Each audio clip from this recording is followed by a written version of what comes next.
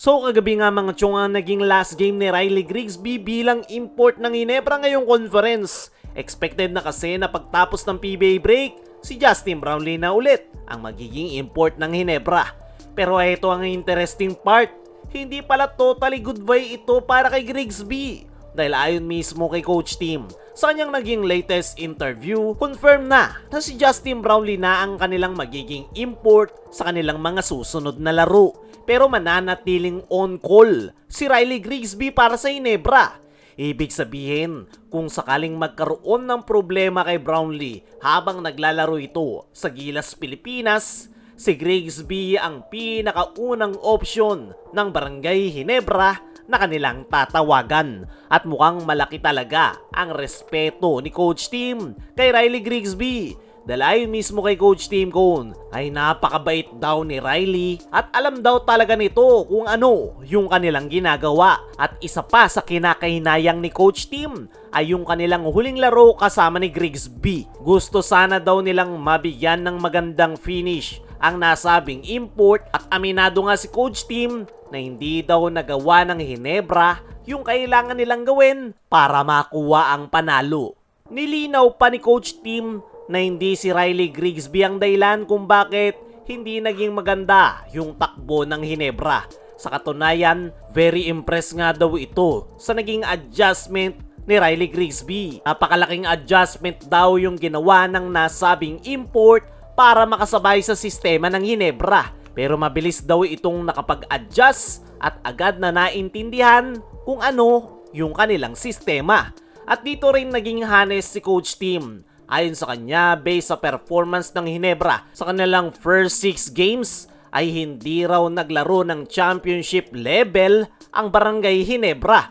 So malinaw na hindi lang naman tungkol sa import yung problema ng Ginebra, kundi nasa mga locals. Pagdating naman mismo kay Riley Grigsby, ay wala naman daw itong sama ng loob. Alam daw ni Riley Grigsby na sa simula pa lang na darating ang panahon na babalik si Brownlee. Kaya naiintindihan niya nga daw kung bakit kailangan niyang mag-giveaway. At mukhang napamahal na rin talaga si Riley Grigsby sa Barangay Ginebra. Dahil sa maikling panahon niyang kasama ang team ay talagang nagustuhan niya nga daw ang kanyang kupunan, lalong-lalo na yung mga fans na todo ang suporta every time na sila ay naglalaro. Sa ngayon ay hindi tuluyang nag-goodbye ang Barangay Ginebra dito kay Riley Grigsby. Mas bagay sigurong sabihin na see you again soon dahil naka-standby nga lang ito at on-call sakaling tawaging muli ng Barangay Ginebra ang kanyang serbisyo. Batang-bata pa itong si Riley Grigsby.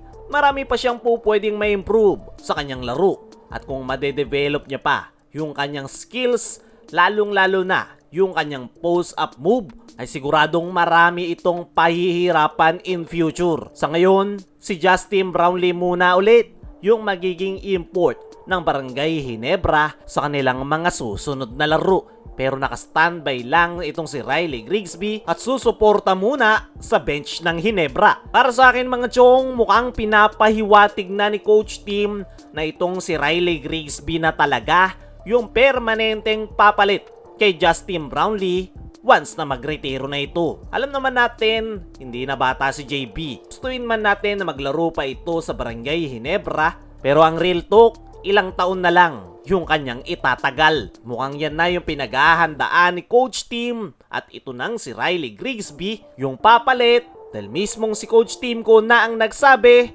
standby import na nila si Riley Grigsby. Samantala, Barangay Ginebra merong bagong inaasintang big man dahil ayon sa post na yan na isinare rin, Snow Badwa ay tinatarget na ngayon ng Barangay Ginebra ang pagkuha sa big man ng Terra Firma Jeep na si Jeyu Chu. Ibig sabihin nga lang yan mga chong, aware ang Barangay Ginebra at nakikinig sila sa mga fans na front court position yung isa sa kanilang mga problema. Pero as of now, hindi pa makukuha ng Ginebra itong si Jeyu Chu dahil ayon sa rules ng PBA, hindi pwedeng i-trade ang first overall pick sa una hanggang 2 taon nito sa kupunan na nag-draft sa kanya. Pero mukhang willing to wait ang Barangay Ginebra sa nasabing batang big man dahil desidido na nga sila na solusyonan ang kanilang problema lalo na't nalalapit na ang pagre-retiro ni Japet Aguilar. Kaya mga chong, ano ang masasabi nyo? Naasinta na ng Ginebra si Gio Chu, ano rin yung masasabi nyo na hindi pa totally goodbye kay Riley Grigsby?